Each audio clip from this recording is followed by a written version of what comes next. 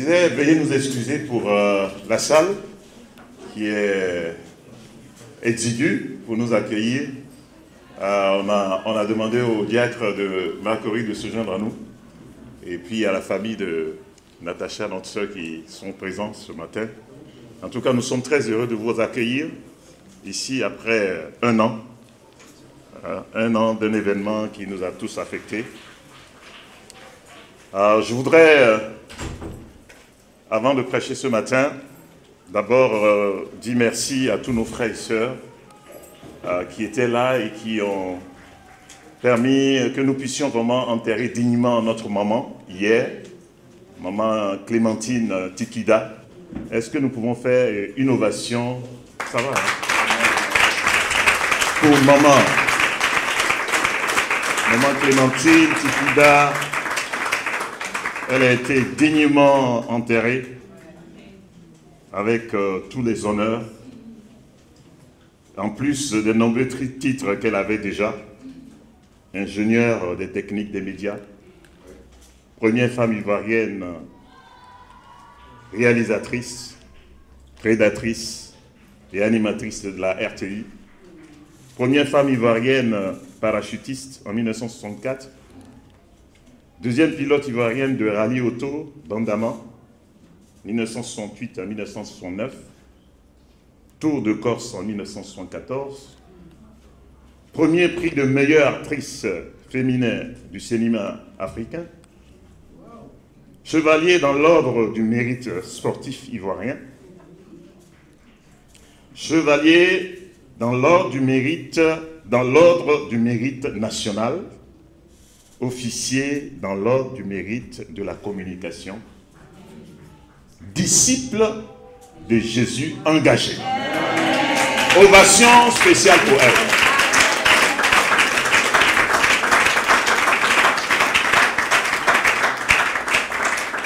Elle était pétrie de talent, généreuse, humble, sage, et elle a été décorée à titre posthume hier, à sa levée de corps, comme officier dans l'ordre national par la grande chancellerie. Ovation, s'il vous plaît, encore. J'ai les larmes aux yeux, excusez-moi. Alors, ces obsèques ont particulièrement, moi, m'ont rendu fier.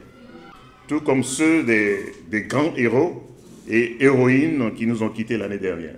En janvier, Ngoma Foulé Stanislas. Ovation, s'il vous plaît.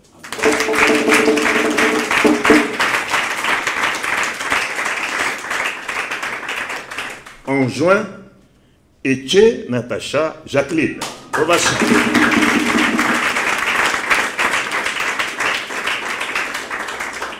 En novembre, Nyamien Amalaman Jean-Claude.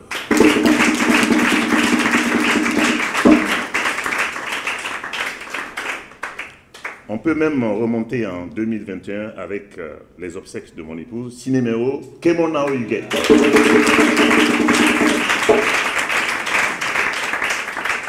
En 2022, Nzi Antoine. Dakwa Kojo Samuel.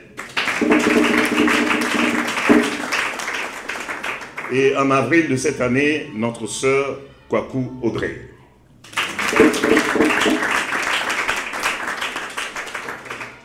Tous ont été subitement arrachés à la vie, vraiment qu'ils étaient engagés dans leur marche avec Dieu. Nous sommes contents pour eux, parce qu'ils sont bien là où ils se trouvent. Mais nous devons reconnaître que cela nous a beaucoup affectés. Et cela continue de nous affecter. Surtout lorsqu'on ajoute à la perte de nos frères et sœurs en Christ, la perte de nos propres parents biologiques. Je pense personnellement à mon père qui est décédé en avril dernier, qui n'est pas encore enterré. Ce matin, je voudrais encore une fois vous dire Yako, pour toutes ces nombreuses pertes. Un Yako particulier à la famille de notre sœur Natacha, présente ce matin. Je voudrais qu'on leur fasse aussi une ovation.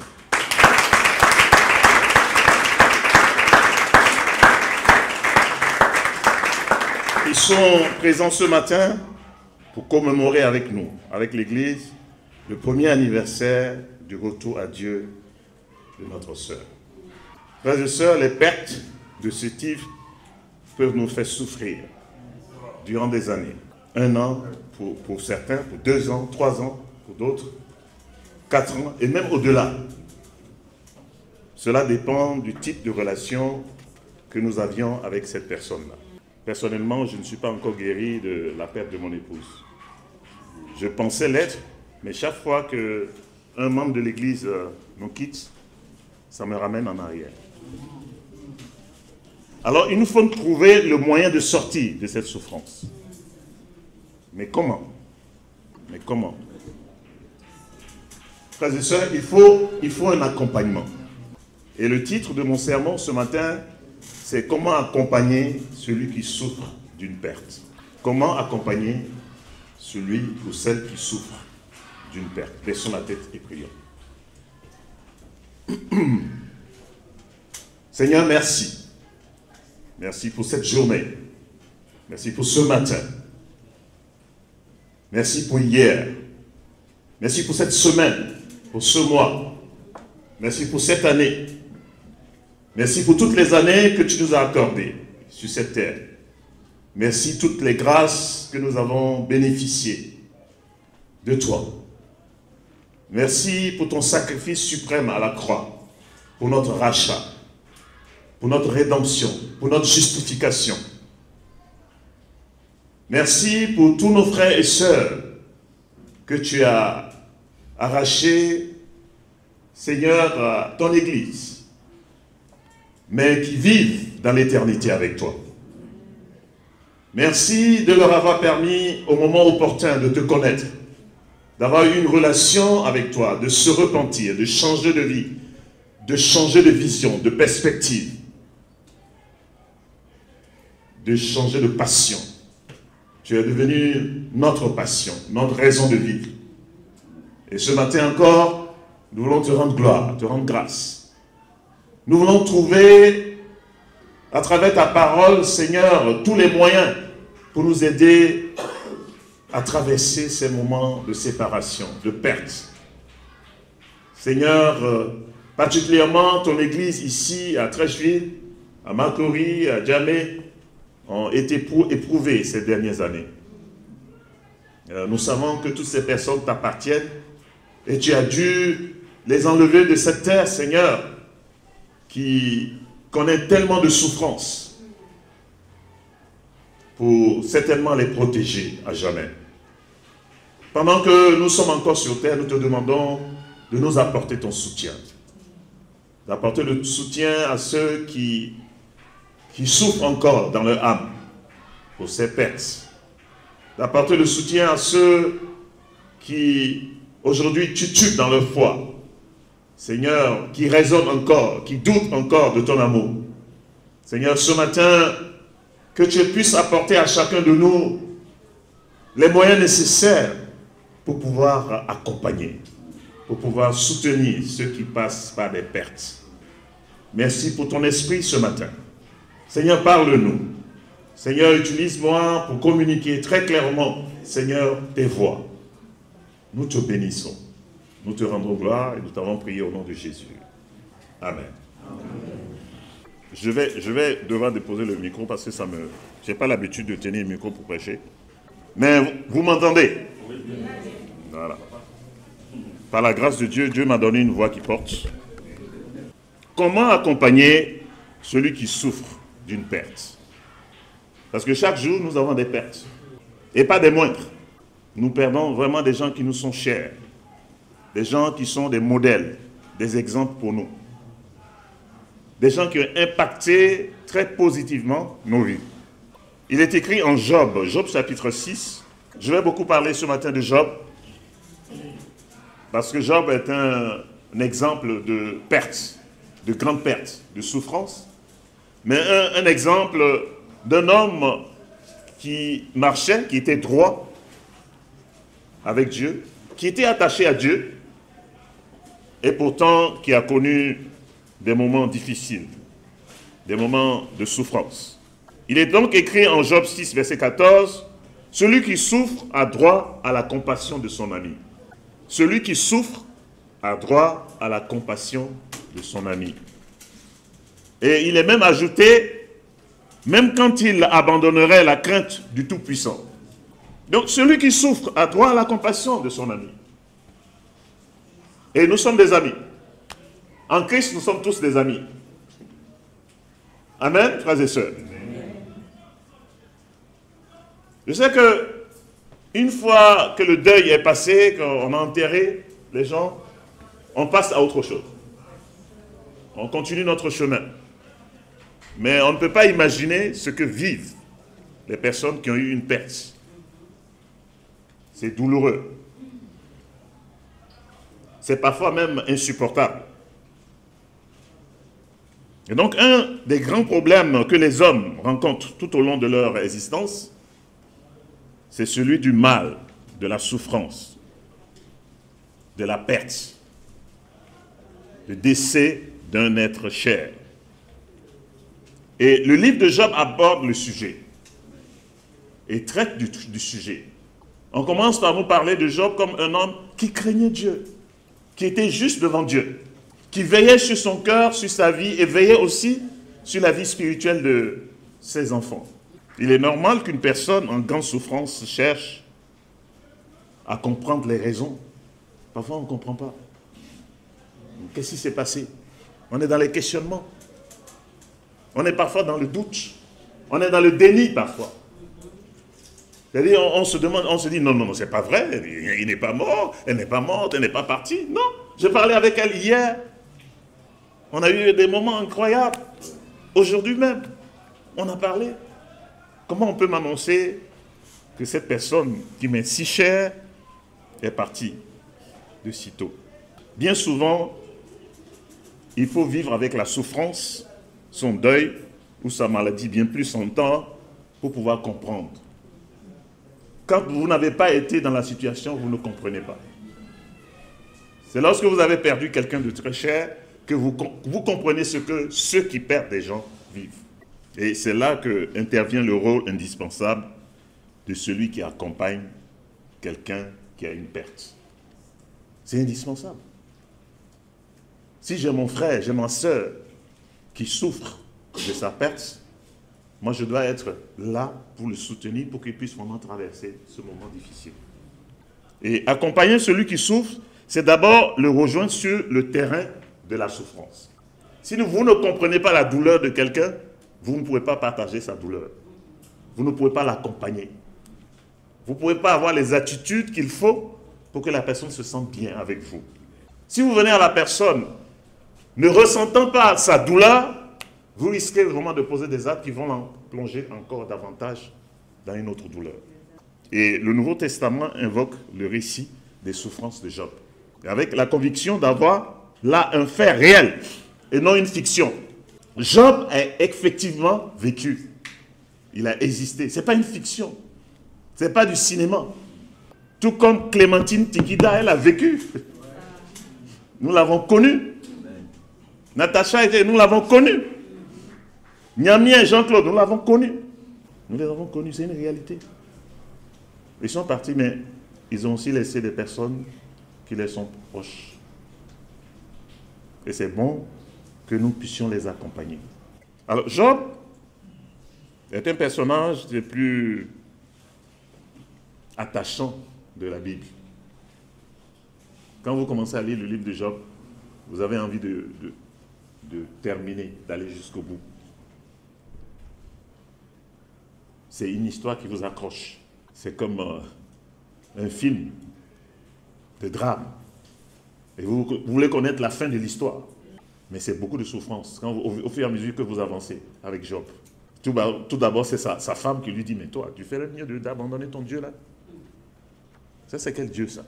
Il n'a même pas regardé le fait que tu es juste, tu es intègre, que tu es attaché à lui, que tu l'aimes, que tu veilles sur ton comportement. Et puis, il laisse arriver des choses comme ça. Tu fais le mieux de le maudire. C'est sa propre femme. C'est comme ça que ça marche. Ça, c'est pas l'accompagnement. Ça, c'est pas un bon accompagnement. Non, parfois, dans notre propre maison, dans notre propre église, dans notre propre voisinage, parmi nos amis, nos frères et sœurs, les gens vont poser des actes qui ne nous accompagnent pas, mais qui nous enfoncent. Job a pourtant vécu 140 ans. Ça, c'est incroyable. Dieu l'a préservé. Il a perdu ses enfants et tout. Mais nous connaissons la fin de l'histoire. Dieu l'a béni. Dieu lui a donné d'autres enfants. C'est pour vous dire que Dieu, il est vraiment au courant de tout, quoi. Il est au courant de tout, il sait tout et il contrôle tout. Et il nous accompagne. Amen, frères et sœurs. Amen. Le nom de Job porte en lui-même la question soulevée par l'épreuve du juste. Job, ça signifie l'attaqué, celui qui est attaqué, celui qui est éprouvé. Voilà, il est éprouvé. Le juste est éprouvé. Donc ça ne devrait pas nous étonner. Si quelqu'un que Dieu lui-même a déclaré, hey, je n'ai jamais vu quelqu'un comme lui sur la terre. Personne comparable à lui. Il est juste, il est intègre. On ne peut rien lui reprocher. Et pourtant, il a laissé le diable le frapper, l'éprouver. Ça aide. Hein? Ça aide de savoir que Dieu lui-même peut donner le feu vert à l'ennemi pour nous éprouver. Mais qu'il reste là. Remarquez que quand il donne le feu vert à Satan pour l'éprouver, il lui dit, hey, attention, ne va pas plus loin que ce que je te dis de faire. Parce qu'en fait, c'est un défi. C'est un défi entre Dieu et le diable.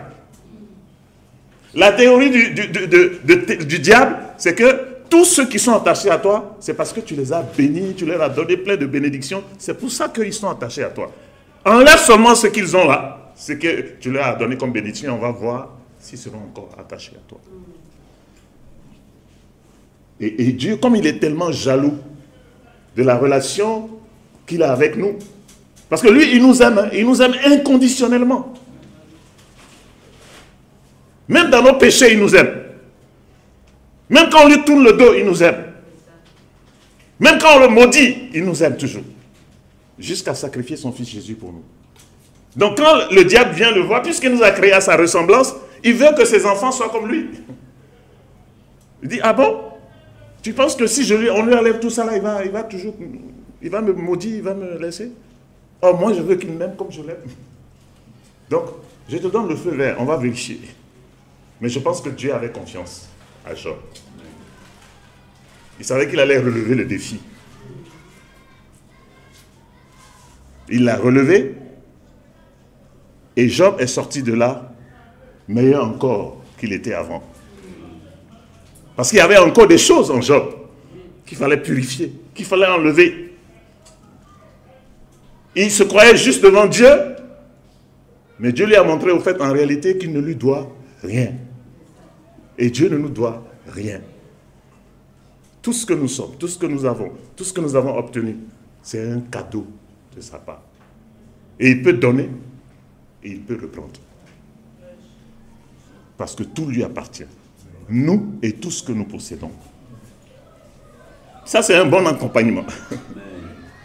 C'est-à-dire, quand vous aidez quelqu'un à comprendre que, attention, ce que tu possèdes là, ou bien ce que tu viens de perdre là, en réalité, ce n'était pas à toi, c'était à Dieu. Dieu te l'avait prêté pour un moment, maintenant il a repris sa chose. Quel problème tu as avec ça? Ça, c'est un bon accompagnement. Et quand on finit par réaliser que, ah, mais je pensais que c'était à moi. C'était ma soeur, c'était mon frère. On est sortis du même ventre. On a le même père. On a vécu dans la même maison. On a connu des moments. Je l'ai accompagné. Même dans ses études, il a fait des sacrifices pour elle et tout ça. Même ce que tu as reçu pour donner comme sacrifice, c'est Dieu qui te l'a donné. C'est un bon accompagnement. Qu'on ramène tout le monde à Dieu. Que tout appartient à Dieu. Nous-mêmes, nous appartenons à Dieu. Et tout ce que nous possédons appartient à Dieu. Donc, Job, c'est l'éprouvé. Mais chacun de nous a besoin de se mettre dans la peau de l'éprouvé. Et d'accepter que Dieu nous éprouve. Surtout que quand nous perdons quelqu'un qui a été attaché à lui, et que Dieu l'arrache à la vie simplement pour que la personne aille dans l'éternité. Nous, tout ce qu'on a besoin de faire, c'est aussi d'être attaché à Dieu et un jour de retrouver notre bien-aimé. C'est de ça qu'il est question, chers frères et sœurs.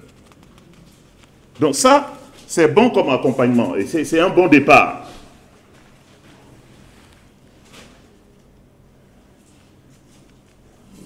Accompagner quelqu'un dans la souffrance, c'est d'abord le rejoindre dans son histoire.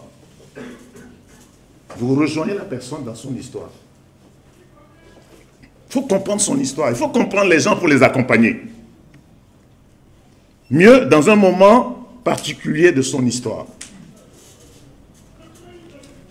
Même si nous n'avons pas connu le passé de quelqu'un, à partir du moment où la personne a perdu quelqu'un, à partir de ce moment-là, nous pouvons partager son histoire. Est-ce qu'on est ensemble? Oui. D'abord, la première chose que Job a commencé à faire, Job est entré en conflit. Il est entré en conflit. Il est entré en conflit, numéro 1, avec Dieu.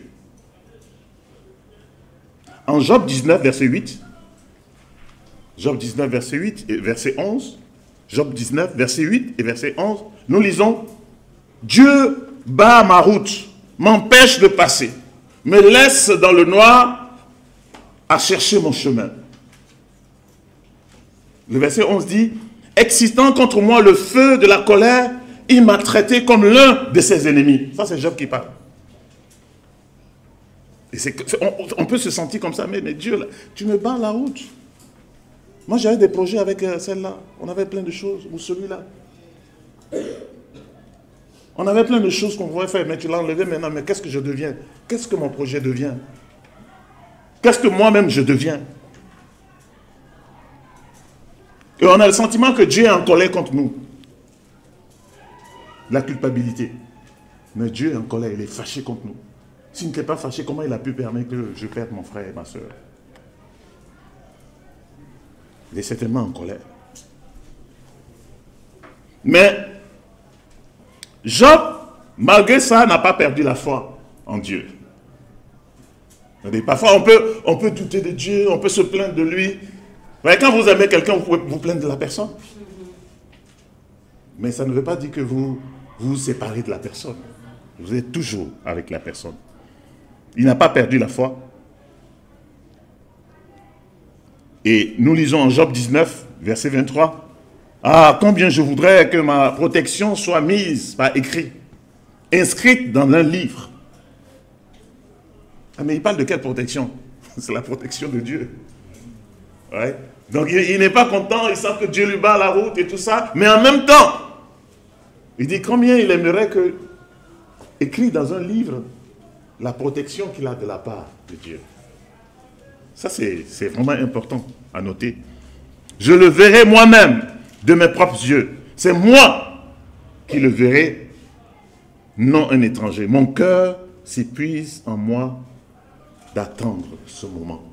Vous voyez, il y a encore de l'espoir. Ça, c'est le verset 27. Je le verrai moi-même de mes propres yeux. Donc, il passe un moment difficile, mais il espère en Dieu. Il espère que la situation va changer. Que les lendemains seront meilleurs. Ça aussi, c'est un bon accompagnement. Quand quelqu'un a un moment difficile, donnez-lui de la vision, une perspective meilleure. Que Dieu va changer la situation. Que les choses vont s'améliorer. Que Dieu n'est pas mauvais. Que Dieu est bon. Dites à votre voisin que Dieu est bon.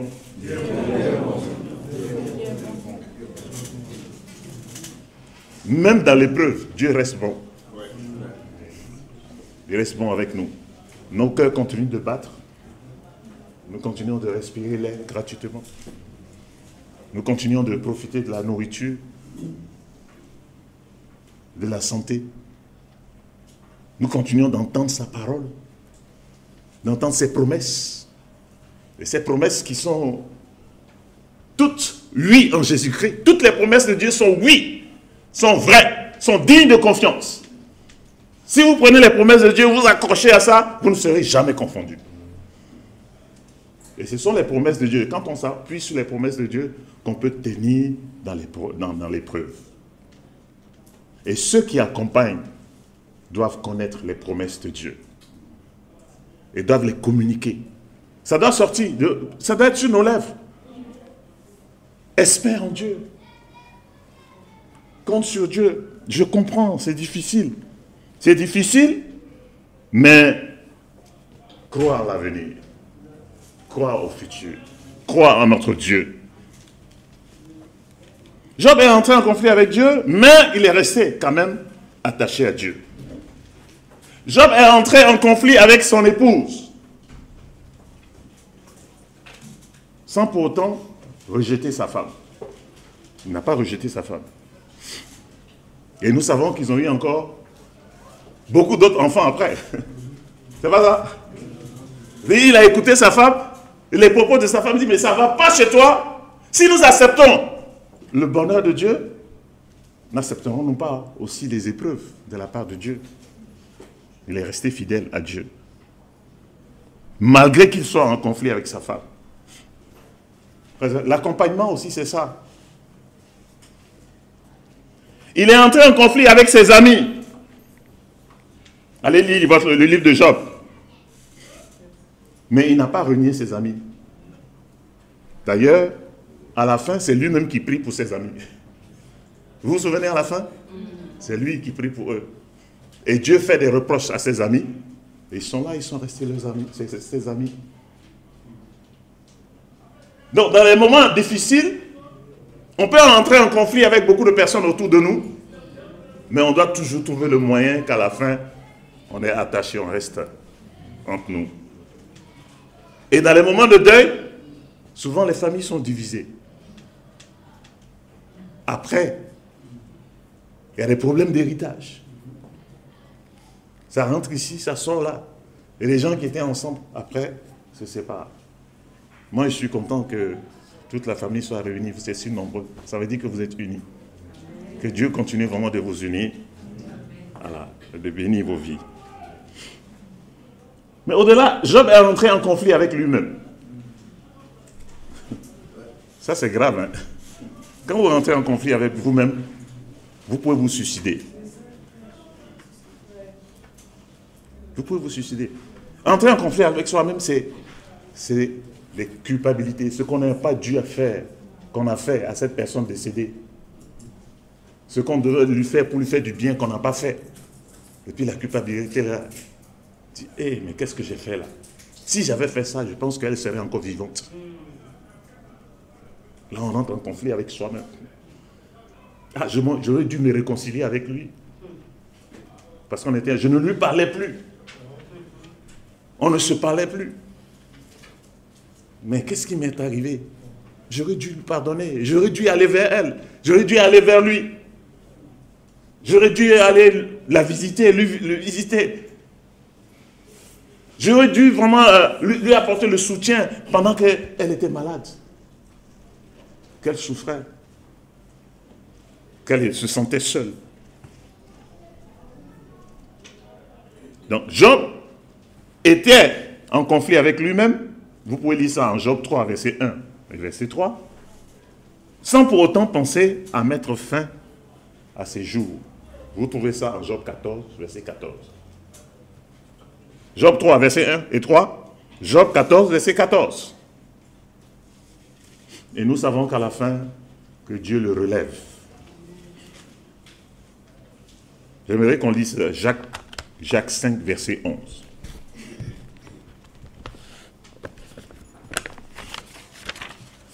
Jacques 5, verset 11.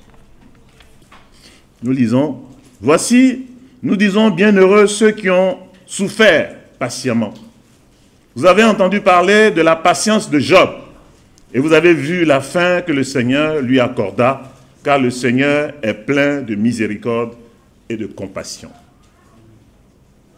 L'histoire de Job, c'est des siècles et des siècles. Mais Jacques, au 1er siècle, parle de lui. Et aujourd'hui encore, nous sommes en train de parler de lui. Parce que Dieu l'a relevé. C'est une référence pour accompagner ceux qui passent par des moments difficiles. Ce qui est arrivé, arrivera encore. Il y aura encore des deuils, des souffrances, des funérailles. Mais Dieu sera toujours là pour relever ceux qui passent par le deuil. Mais ceux qui passent par le deuil ne doivent pas seulement avoir Dieu pour les relever, ils doivent avoir aussi leurs amis, leurs proches, leurs frères et sœurs dans la foi pour les relever. Et c'est le point que je voudrais tout simplement faire ce matin. Je vais juste citer ce que quelqu'un qui accompagne doit faire pour finir. Quels sont les besoins de celui qui souffre? Celui qui souffre a besoin de quelqu'un. Numéro 1. Au moins de quelqu'un. Il ne faut pas que la personne soit seule. Il doit avoir quelqu'un qui est son ami, qui est à côté, ou bien qui est proche. Il doit avoir quelqu'un qui est là. Vous vous souvenez de cet homme qui souffrait depuis 38 ans. En Jean 5, verset 5 et 7, il dit ceci. Il dit, je n'ai personne. Il était paralysé. Et une fois par année, l'eau bougeait. Et le premier qui tombait dans l'eau était guéri. Mais lui, il était là depuis 38 ans. Et les gens passaient avant lui. Il dit, je n'ai personne. Je n'ai personne. Jean 5, verset 5 et verset 7.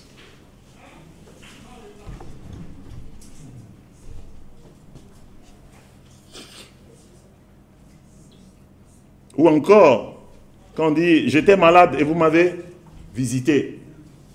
N'est-ce pas? Matthieu 25. J'étais malade, vous m'avez visité. J'étais en prison. Vous étiez en prison, vous êtes venu me voir. En prison, là, quand on est en prison, on est seul en prison. Par rapport à ses connaissances. On est seul.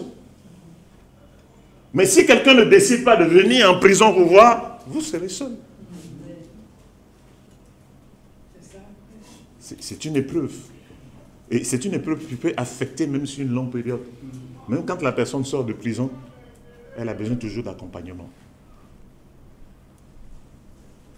Donc nous devons visiter. Donc chacun qui est éprouvé a besoin d'être visité. Donc on apporte notre présence. Frères et sœurs, retenons ça ce matin. Pour accompagner celui qui est éprouvé, on doit être présent. On doit continuer de faire les visites. Deuxièmement, celui qui souffre a besoin d'écoute. Voilà. D'être écouté. Et quand vous venez voir quelqu'un, c'est pas vous ne devez pas bavarder. Non. Écoutez la personne qui est éprouvée. Il y a des choses. Le simple fait d'avoir une oreille attentive, ça permet à la personne de se vider, d'être guérie. Et nous voyons en Job 31, verset 35, ça c'est Job lui-même qui parle, Job 31, verset 35, il dit, « Oh, qui me fera trouver, me donnera quelqu'un qui m'écoute. » Ça c'est bizarre. Nous savons que les amis de Job étaient là, non?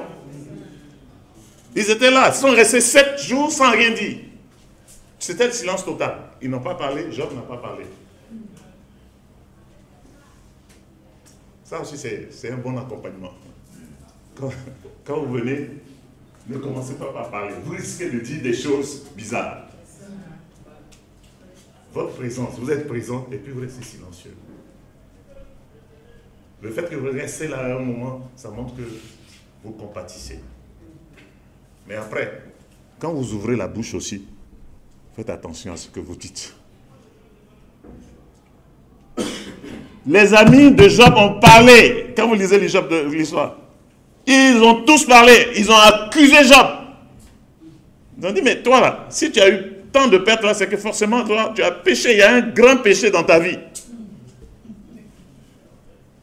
Tu es mauvais, c'est pour ça que tu as connu des situations aussi difficiles. Mais ça, c'est pas la version de Satan au départ. C'est pas ça que Satan disait. Donc le langage de Satan, là, c'est ça que les amis ont. Ça, c'est pas l'écoute, ça. Si vous allez vraiment venir pour culpabiliser celui qui est éprouvé, il vaut mieux vous taire. Il vaut mieux vous taire. Donc la première chose à faire, Yukuli.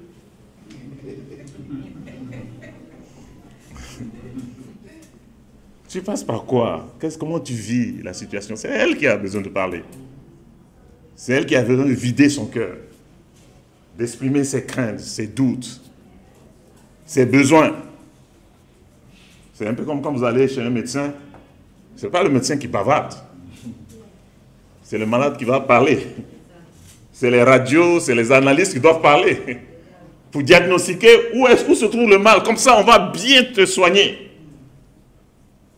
Certains, c'est comme ça. Quand quelqu'un est malade, on sort il faut prendre ceci, il faut faire cela, tu es rentré là. Oh, tu n'as même pas analysé bien la situation. La maladie, là, ça ressemble à la maladie que tu as connue, mais ce n'est pas la même chose. La situation que la personne traverse là, ce n'est pas celle que toi tu as traversée. Vous ne vivez pas la chose de la même manière. Donc, laisse la personne exprimer ce qu'elle ressent. Après, maintenant, tu vas apporter le médicament. Amen. Amen.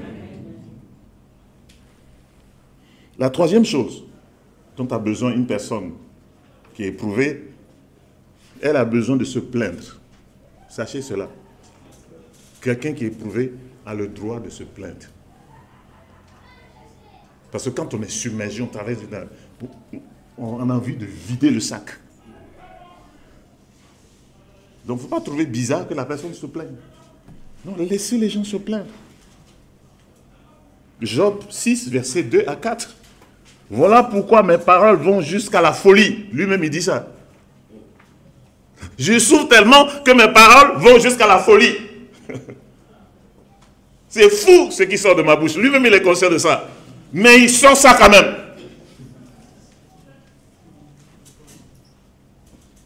Permettons aux gens de se plaindre. Même si la plainte n'est pas une bonne chose. On n'a qu'à se plaindre, vider le... Après, maintenant, on va aider. Amen. Quatrième chose, besoin. Celui qui souffre a besoin de compassion. De compassion. Job 6, verset 14. Celui qui souffre, donc, a droit à la compassion de son ami. On a lu, c'est le passage clé que j'ai lu au départ. Même quand il abandonnerait la crainte de El Shaddai, de Dieu. Cinquième besoin. Celui qui souffre a besoin de consolation. De consolation. Et il y a la compassion et il y a la consolation. C'est deux choses différentes. Bien qu'il faut de la compassion pour consoler. Parfois, on a de la compassion, ça veut dire qu'on ressent ce que la personne ressent. Ça, c'est la compassion. Mais maintenant, il faut faire quelque chose pour que la personne se sente bien. Ça, c'est la consolation. C'est le yako, quoi. Voilà. La personne est triste, elle ne se sent pas bien. Et vous aussi, vous vous sentez triste pour elle. Vous avez de la compassion. Mais souvent, on reste à la maison. Il faut consoler. Amen. Il faut consoler. Sixième chose, celui qui souffre a besoin de paroles. De paroles, donc, on doit relever la personne. Les amis de Job ont parlé. Les trois premiers là ont parlé. Mais le plus jeune parmi eux, c'est lui qui parle à la fin. Et c'est lui qui console. Job. Ouais. Ce n'est pas souvent les plus âgés. Hein. C'est le plus jeune qui vient parler.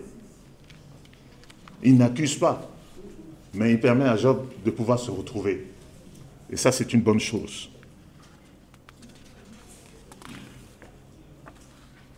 Septièmement, celui qui souffre a besoin de compréhension. On doit le comprendre. La compréhension. Vous pouvez noter Job 2, verset 7 et verset 10.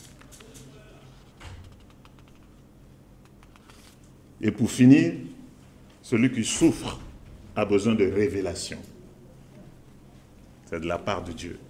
À la fin, c'est Dieu maintenant qui prend la parole. Il dit, Job, j'ai un problème. Qui es-tu pour me questionner? Qui es-tu pour te plaindre? Tu sais qui je suis? Et Dieu commence à faire son atalakou lui-même. Il dit, regarde ce que j'ai créé, regarde ça, regarde ça, regarde ça. Qui es-tu pour me questionner? Et à la fin, Job dit, pardon Dieu, j'ai osé parler, maintenant je me tais. J'avais entendu parler de toi, maintenant je t'ai vu face à face. C'est maintenant que je te connais. Et la suite, nous savons que Dieu restaure Job. Non seulement il le guérit de sa maladie, il fait des reproches à ses amis, il lui donne des enfants et de plus beaux enfants. Et il le bénit de grandes bénédictions. Ce matin, je voudrais vous bénir chacun ici. Et je veux vous prononcer sur vous des paroles de grâce et de bénédiction. Que l'Éternel vous aide à passer par ce moment d'épreuve. Qu'il soit votre soutien, votre consolateur. Qu'il ouvre les portes là où les portes ont été fermées. Qu'il vous donne des opportunités que vous allez saisir pour vous épanouir. Et surtout que vous allez saisir pour mieux le connaître et mieux le servir. Je vous souhaite de pouvoir retrouver vos bien-aimés à la fin des temps. Dans la félicité et dans la gloire de Dieu. Yako encore à vous, famille de Etche, Natacha. Yako à l'église pour toutes les pertes que nous avons eues. Dieu est bon. Dieu est fidèle. Et que la gloire lui revienne. Merci de m'avoir écouté.